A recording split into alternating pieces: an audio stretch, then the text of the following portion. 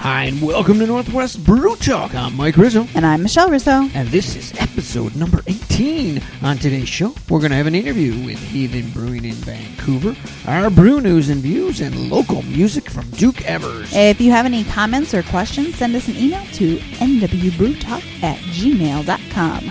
We are on Twitter at nwbrewtalk and on Facebook at facebook.com/nwbrewtalk. To start the show, let's open a beer. As we always do, and we're going to start the show with a Shrouded Summit Witbier from Ghostfish Brewing. Ghostfish Brewing Company is located in Seattle and is a brewery with a mission to elevate gluten-free beer to the forefront of craft brewing innovation. All three of their founders are either gluten intolerant themselves or have loved ones who are, so they are acutely aware of how the craft brewing revolution has left gluten intolerant drinkers behind. They believe fate has brought them together to help rectify that. All right. This beer is a very light beer. Got a good head on it. I spilled some on the floor. And this is your first gluten-free beer that you're trying, correct? I believe it is. Ghostfish Brewing Company describes their Shrouded Summit Witbier as having a hazy golden body capped with a snowy head, a wintry burst of juniper and citrus on an updraft of Belgian-style aromatics. This beer was their Everest, a proper wit beer without wheat or barley. Considering it's called a wit beer, there's no wheat in it. Yes. And what do we think? It tastes pretty malty. Yeah, it's got a good malty flavor to it. Not super hoppy, though. And, yeah, so that's different. Our first gluten-free beer. And from Ghostfish. Very good. So, now, on to our brew news and views.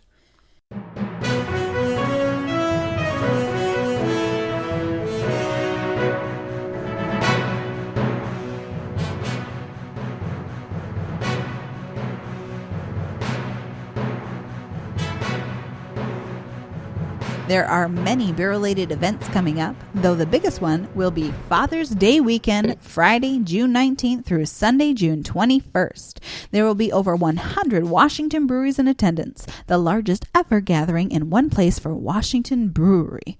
The event is at Merrimore Park in Redmond, and there will be over 400 different beers, tons of food, live music. Friday is over 21, but Saturday and Sunday are all ages, so there will also be local root beer and soda available. Visit WashingtonBeer.com for tickets and details. You definitely don't want to miss this event. Coming up this Saturday, May 30th at 7 p.m. at Tin Dog Brewing in Seattle, they will have beer and food pairing dinner with Chef Laura, owner and founder of Honest to Goodness. The event is $45 per person and space is limited. There are 5 courses and each course will be paired with a different Tin Dog beer. The entree will be beer butt chicken paired with Hoppy the Belgian, a rich dark amber with 5 malts. Seattle's Standard Brewing has announced a major expansion plan with more space, 7 times the brewing capacity, and eventually food. Launched in March 2013 by Justin Gerardi, Standard Brewing has increased capacity slightly over the past 2 years. Expansion includes expanding the patio, adding a new brew system, and starting an oak barrel project. In October, they take possession of the space next door, and then they will build out a new bar space. For the kitchen, they will bring in, quote, talented, interesting food, unquote. A grand reopening will be taking place sometime around the new year. Thanks to Seattle.eater.com for the info. The grand opening of Woodinville's newest brewery, Sumerian Brewing, will be June 27th at noon. Owned by Mark and Holly Eyrig, the husband and wife team has brought on Tyson Schiffner as head brewer. Tyson spent 6 years at Red Hook in Woodinville before moving into the wine world. In 1995, owner Mark started the Micro Beer Club. And in 1999, he started Sellers Wine Club, which are both still active today. In 2001, he started Boxing Cat Brewery. Quote, our commitment is to brew great tasting, quality, and impressionable West Coast style beers, unquote. Their tasting room is 21 and older with outdoor seating. Definitely looking forward to checking them out. On June 5th and 6th, the second annual Pacific Northwest Cider Awards will take place in Seattle. Hosted by the Northwest Cider Association, a total of 38 cideries from Washington, Oregon, and British Columbia will participate in the private judging and competition. 145 ciders broken up into 14 categories will be judged on Friday, June 5th at Capital Cider. On Saturday, June 6th, more than 25 ciders will be available at the Cider Festival, hosted at Seattle Cider Company's Tasting Room. Tickets are available for $20 in advance or $25 at the door, offering 8 tokens, and each cider or tasting flight purchased will receive a voting slip, allowing 1 vote per purchase for the People's Choice Award. For more information, visit www.pnwca.com. Home brewer Mike Ritzer has been brewing for 10 years, garnering over 50 awards for his work. In 2008, Ritzer realized that brewing was his future, and he went on to complete the Brewing Technology program at Seibel Institute in Chicago, as well as the Beer Judge Certification program. That's actually Siebel. Over the last 5 years, Ritzer's beers have been hand-selected by local craft breweries for larger production and distribution. Now it's his time. With his wife, Leanne, they are opening Resonate Brewery and Pizza in Bellevue. Like the great beer they hope to sell, they have created a Roman-style pizza unlike a typical American pie. They are working on the build-out and hope to be open in a couple months. We're definitely looking forward to trying their beer and pizza. And lastly, the price of your craft beer might be going up next year. With a statewide drought emergency declared by Governor Inslee, there will be water restrictions on some farmers who grow hops. Restrictions are already underway for water to make it through the September harvest, but prices have been going up for hops because of the demand from craft brewers. And according to ComoNews.com, land in eastern Washington is being bought for premium prices for future crop production, including profitable almonds, because of California's water shortage. Prices are stable for now, but who knows what the future holds. And that's it for this week's Brew News and Views.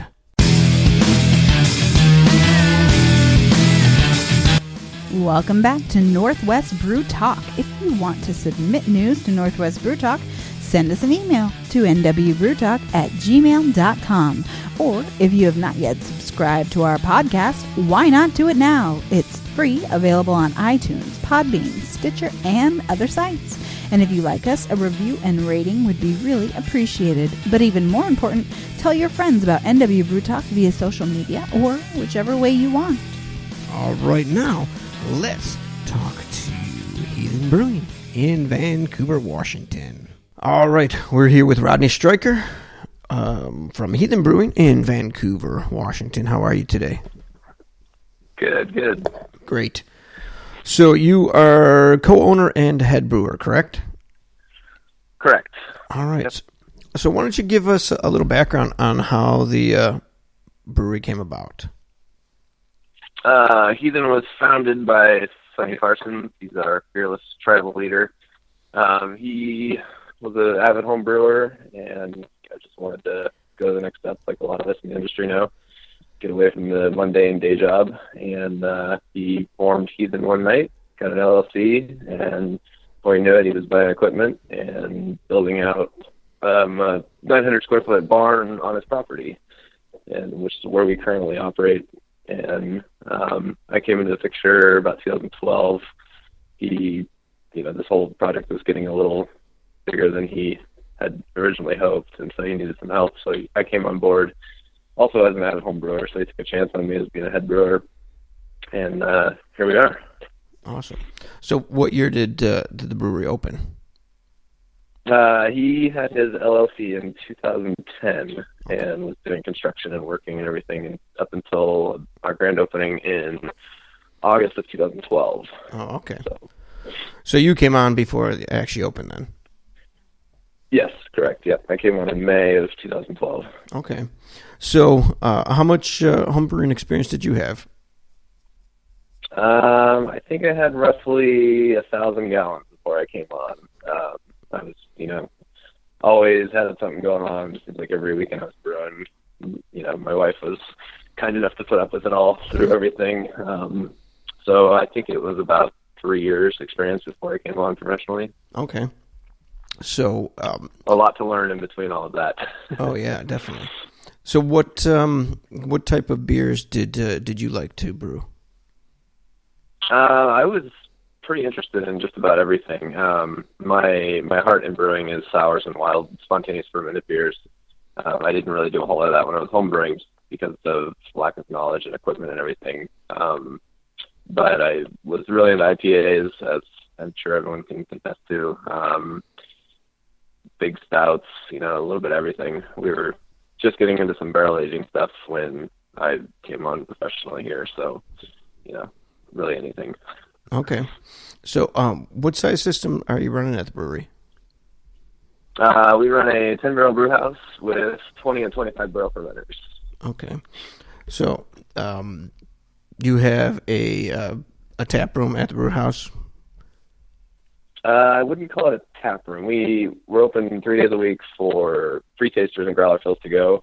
So we do have taps on our tap wall, but it's not like a sit down, enjoy a pint type place. We are not zoned commercially, so we can't actually serve pints. Okay. So, but in short, yes, they have some sort of pseudo tap room. Okay. So how many beers do you guys normally have on tap then? Typically we're anywhere between 8 and 12 beers. We've got quite a bit on currently. We've had some extra tank space available, so we're making a lot of fun stuff right now. So I think we've got 18 beers on right now. Really? Wow. They're all different styles. Yeah. So we got quite the variety on right now. So what kind of beers do you guys like to brew? Kind of going back to that other original question, we like to brew just about everything. Okay. We're known for our IPAs probably in the market. We've got our Transgression, Transcend, Southern Malice. We've now got a Malice triple IPA. But, like I said before, my focus is sour and wild. So we've got a pretty expensive cellar program started in its infancy stages of, the sour beers. They take a while. So I think we're up to about 100 barrels worth of wood souring currently. Holy cow. Yeah. And then we've got our neutral side as well, which is typically the Epitaph Russian Imperial Stout, our big Russian Imperial that we barrel age in bourbon for a year. But, going back to the original question, we do what we like to drink. So recently we just did a 4-part series of Belgian ales. So we had a Belgian Wit, Belgian Pale, Belgian Triple, and then we just did a quad a couple weeks ago that's getting ready to come out. So, just anything we like to brew. We like to keep it fresh and change it up a lot. Yeah, that is definitely something that once you get some fans, they like to look for something different. Do you have right? Do you have some things that you keep on all the time, like the IPAs? Yeah, we have 7 beers that we keep on. We have a dry stout, an amber, a blonde, pretty much 3 IPAs, porter, and we have a couple seasonals that we like to rotate in and out.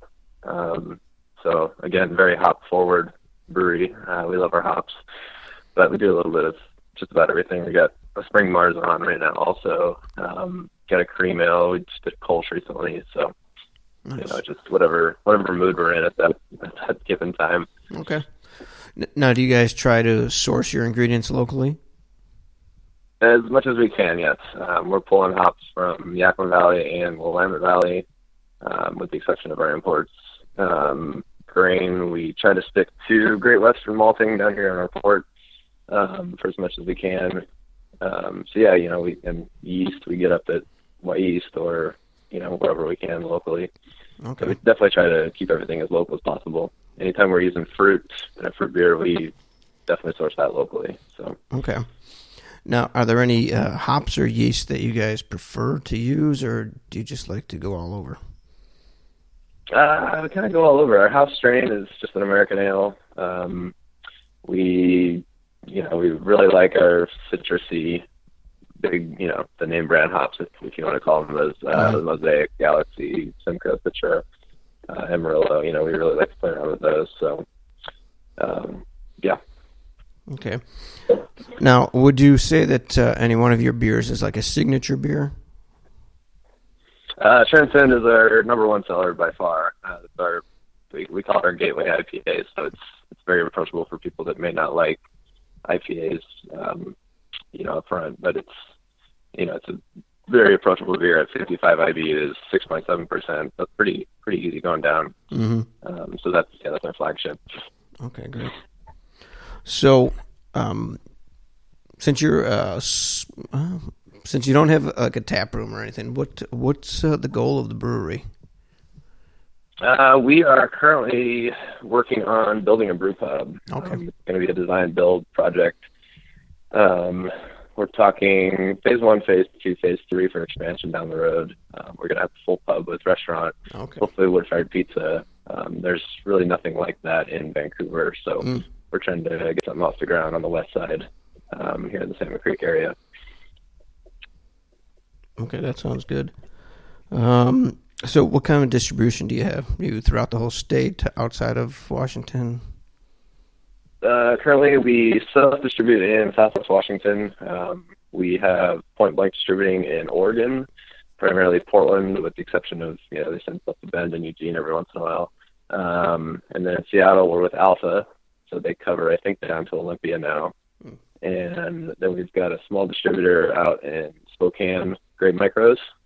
So they've been doing pretty good for us out there, too. Okay. So not the entire state yet, but, pretty much the whole I-5 corridor and a little bit of Spokane over there. So okay, great. Have you entered any of your beers in competitions yet? We did. We did GABF last year. We've done a couple small local ones, and we're doing Washington Beer Awards this year for the first time. Okay. So we're still kind of new in the competition world. We haven't done a whole lot, so trying to change that. Okay, cool. Let's see. And I know you said before the festival season's coming, so do you guys try to do a lot of the festivals, or the bigger ones maybe? Yeah, we're planning on doing, I think there's 3 in Vancouver. We just had one, the Spring Beer Line, or Spring, Vancouver Spring Beer Fest. It was the inaugural first one down here. And then we're doing Washington Beer.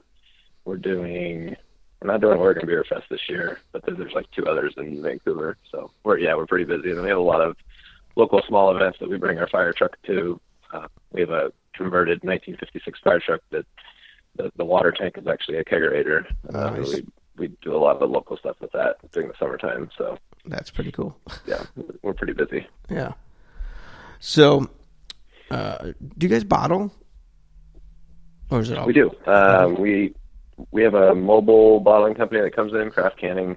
They do our 22s, and we actually just today are doing our first run of 375 Buffs and Crowns for our sours program. Oh, okay. So we've got our first sour beer going into bottles today, actually. Okay, cool. So, so the 2 formats for now. Not to say that we will never do 750s or anything, but for now, just the 2 formats. Okay, very cool. So, have you guys come across any issues with names? Like that seems to be a big problem lately. It's tough. We kind of joke around the brewery that naming beer is the hardest part about making beer, especially with so many breweries nowadays. Yeah. It's getting even tougher. We think we have a great idea, and then we go online and search for it, and sure enough, someone else already has it. Mm-hmm. It's becoming a very, very difficult thing about making beer. We haven't had any cease and desist letters yet, but I'm sure the day will come. Yeah, I think it's a rite of passage, I think, for newer breweries nowadays. Definitely. To go along with that, where did the name Heathen Brewing come from? Heathen Brewing comes from Sonny, the founder. I guess his grandfather called all the grandkids little heathens when they were running around being unruly. And Sonny's grandfather passed away a couple of years before he started the brewery, and he was on his mind a lot. So that's kind of where it comes from. Nice. That's a good story. So up to this point, what's the biggest obstacle that you guys have come across? Name one. It's been an obstacle. We've come through a lot. Starting out being a new brewery, especially in Vancouver, we get a lot of I wouldn't I don't know how to pronounce or put it really, but Portland's right across the river, Sure. and we're kind of the redheaded stepchild of Portland, and we don't really get the love over here for the beer industry. Right. And we see a lot of reviews, online. People are saying, "Oh, not bad beer for Vancouver." It's like, well, come on, there's good beer over here. Right. So that was really tough in the beginning for us, especially being a new kid. And then just consistency on the day to day. We do everything we can to be as consistent as possible with our beer, because we're going to market with it. And then most recently, probably just keeping up with demand. We're making it as fast as we can, and we're so limited on space. Our production is literally 620 square feet of this 900 square foot building. So you can imagine it's tough. Yeah. And just keeping up with demand. And, there's only 4 of us in the company, so trying to run all these events and everything, it can be exhausting. Yeah, I bet. Everyone thinks that we just sit around and drink beer all day, but that's definitely not the case. Yeah, exactly. It is a business in the end. It is, yeah. So you mentioned consistency. Do you think that that's one of the things that makes your beer stand out? I know, like you said, you're right across the border from Portland, so you're trying to compete. It doesn't hurt. Yeah. We try to be very, very, very consistent. To touch on that, back to the sours, we kind of thrive on our inconsistency down there, but with our clean beers, we've dumped beer because they didn't turn out, to the numbers that we wanted or to the style. Just recently we had to dump a batch because it wasn't up to, our standards of what that beer is in the bottle. So, we're not afraid to dump beer to be consistent. So, we're getting better though. Well, that's good. Do you see, across from Portland's one thing, but in Washington itself or in general, do you see a saturation point? There's new breweries opening constantly. I think about this a lot, and everyone talks about the craft beer bubble popping. Mm-hmm. I would say yes, there's a saturation in some areas. I think Portland's pretty saturated. But at the same time, it seems like the more breweries there are, the more people are tending to stick closer to their home and buy, the closest brewery to their house. Or, it's almost like it has the opposite effect you would think it would do. Right. It actually seems to be bringing people closer to home. The more breweries there are, they're opening up. So that's my theory, I guess. I don't think it's hurting us by any means to have this many. But like you said, the saturation is definitely something to think about. Yeah, definitely.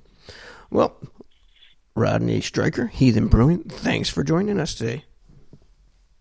Thank you. Thanks for having me. Thanks to Rodney Stryker from Heathen Brewing in Vancouver for joining us today. We will be right back after a local music break from Duke Evers out of Seattle.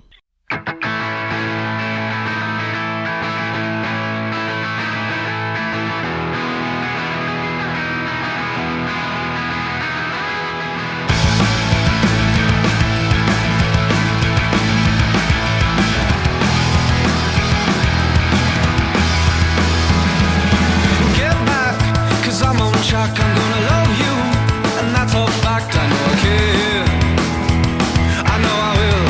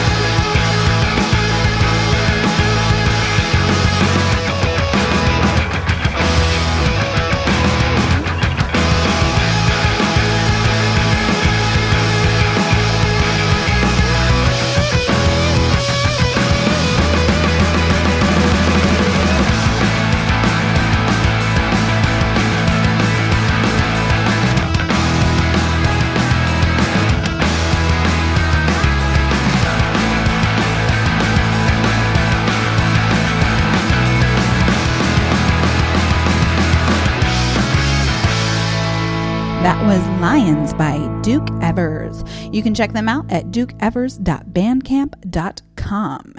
If you want to have your music played on Northwest Brew Talk, feel free to contact us today. All right, and we'd like to thank a member of the community, John F., for sending us a message on Facebook and giving us some feedback about the show. We really appreciate it. Thanks, John. Definitely. And feel free to send us a message. Now, let's try another beer. This time I have 1982. It's an amber ale from Yakima Craft Brewing Company. Yakima Craft Brewing Company is a craft beer brewery located in the heart of North America's leading producer of hops, the Yakima Valley. They produce high-quality craft ales and lagers with an emphasis on full-bodied taste and unique character. They opened in June of 2008 and have 2 locations, the Tap Room on the Ave in downtown Yakima and the Tap Room at the brewery. Oh, Go ahead. I was going to say, this is a pretty amber color. Got a lot of head on this one. And smells a bit malty. Their labels are available in the greater Yakima Valley and in many locations in the state of Washington and sometimes outside of the state. So for our description today, we're going to go right to the can.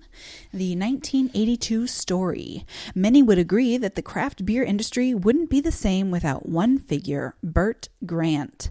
Burt's pioneering spirit led to the first craft beer brewery and the first brew pub in post-prohibition North America, established in Yakima in 1982. The importance of Burt Grant's Real Ales to craft beer inspired us to create our 1982 Amber Ale, an homage to the traditional style he brewed more than 30 years ago. Burt Grant's legacy continues in our brewery as we handcraft small batches using his original copper kettle right here in Yakima. Very cool, where it all began. If there was a museum for brewing equipment, Burt's kettle would be in it, but we're pretty sure that Burt would rather we use it to make beer. Very cool. And we'll have that and other stories in the new book coming out next year called Washington Beer. And that beer, an amber ale, right? Amber ale, yep. Yeah. Mid-hopped, clean, sessionable, and easy to enjoy, they say. Yeah, it is, lightly hopped. Again, another little malty, but not a bad beer at all. And I like the story. Story's always good. Oh, yeah, definitely. And that brings us to the end of this episode of Northwest Brew Talk. Make sure that you tune in next week when we chat with Ashtown Brewing. This show is produced and edited by me with engineering help from Michelle Rizzo. If you want to contact us, you can also email us at nwbrewtalk@gmail.com, or you can give us a call at 541-595-TALK. That's 541-595-8255. Until next time, I'm Mike Rizzo. And I'm Michelle Rizzo. Stay hopping, my friends.